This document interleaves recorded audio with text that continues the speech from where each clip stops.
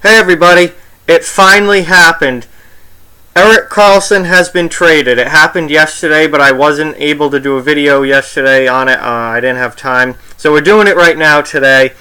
Karlsson traded to the San Jose Sharks in a massive deal between San Jose and Ottawa, as it was expected to be a massive deal. Putting an end to this Erik Karlsson drama that has been going on for at least 6 months now. We thought he was going to get traded at the deadline. He didn't. We thought he was going to get traded at the draft. He didn't. We thought he was going to get traded in July. He didn't. Finally, September, training camp's opening up, and he got moved finally.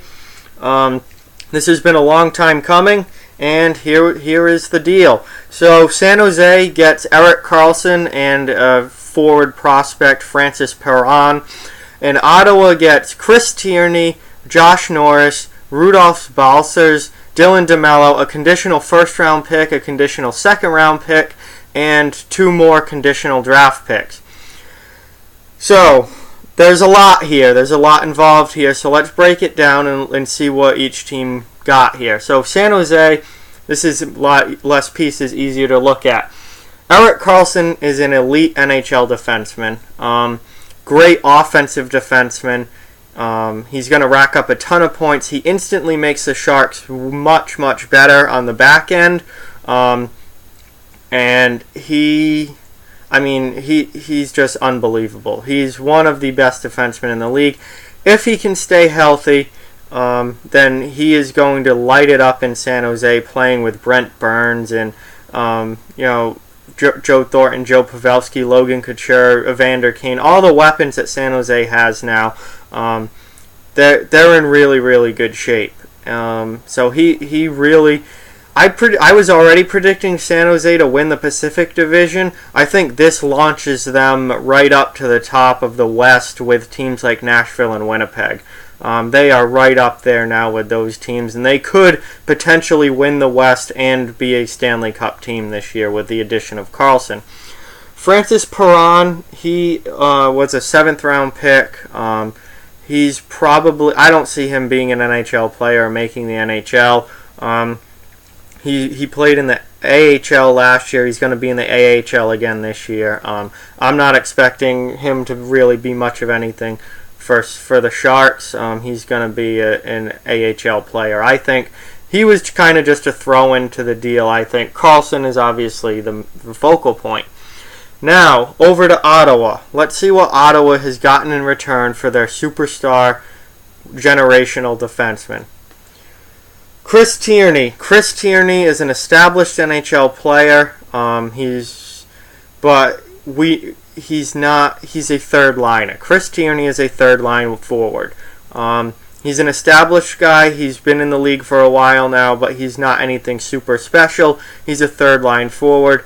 He's going to play in Ottawa this year, and Ottawa's not going to be good. He's not going to make them any better. He's just a body to have, on your second. He might even play second line with the way Ottawa's lineup looks at this point, but he's a third line player. He's not an important part of this deal, overly important part of this deal. Josh Norris. University of Michigan. He'll be back at the University of Michigan this season for his sophomore year. He is a very first round pick forward. Plays center at Michigan. Potential here to develop into a very good player. So, he's certainly not a certainty of a prospect, but he does have good potential. He had 23 points at Michigan last year, I believe. As a freshman, so now in his sophomore year, look for him to be up over 30 points, and if he does that, then he's definitely on the right track. He's only 19 years old, so potential there. Not a sure thing, but good potential. Rudolph Balcers, I didn't know, he's 21 years old. Potential to crack the NHL lineup this year. He had over 20 goals in the AHL last season. He had 40 goals in his last year of juniors in the WHL, so he does have NHL potential to crack the lineup this year.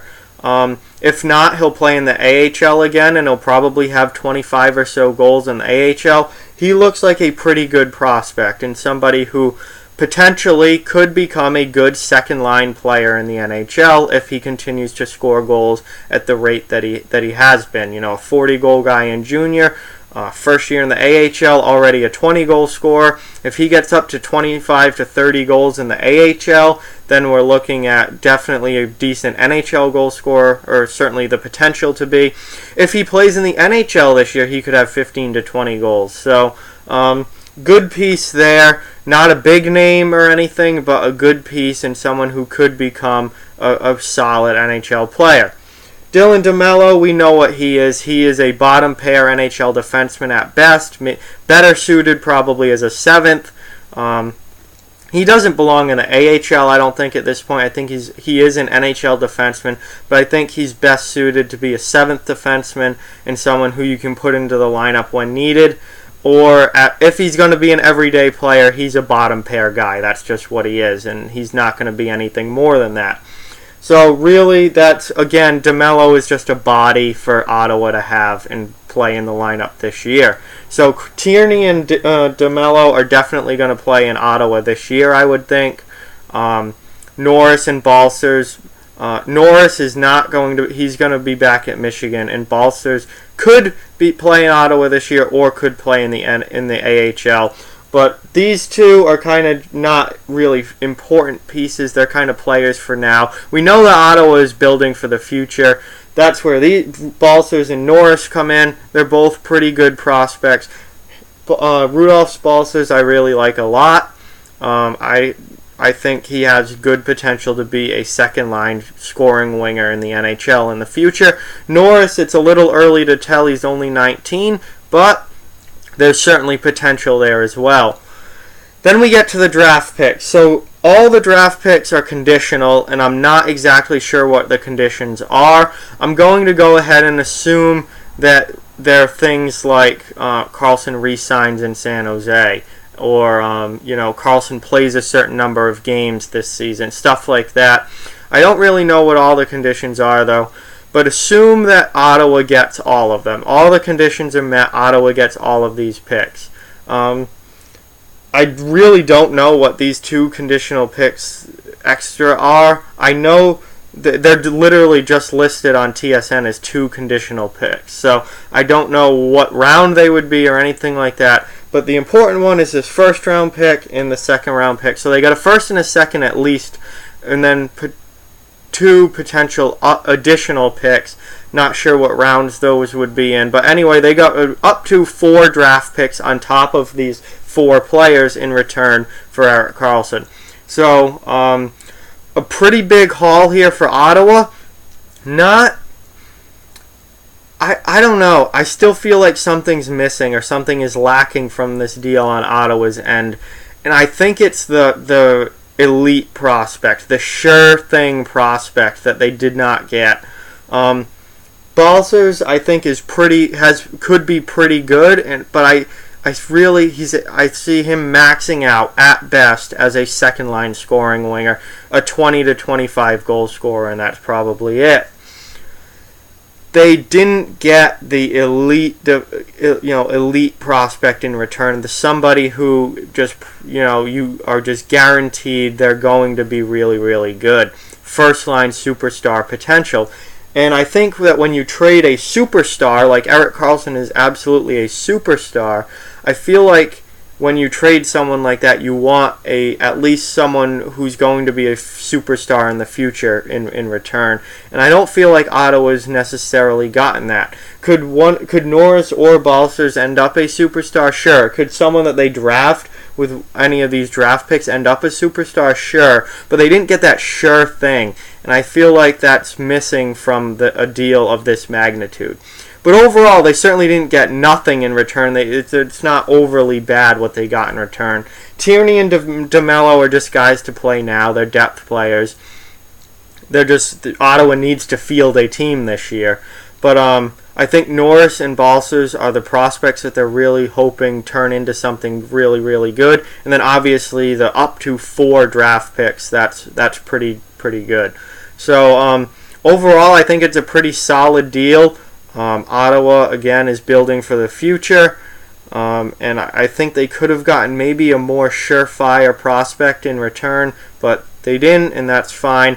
San Jose, this just put San Jose over the top out west. They are now right up there with the best teams in the West, and they certainly could be a Stanley Cup team this year with Erik Karlsson added to that back end.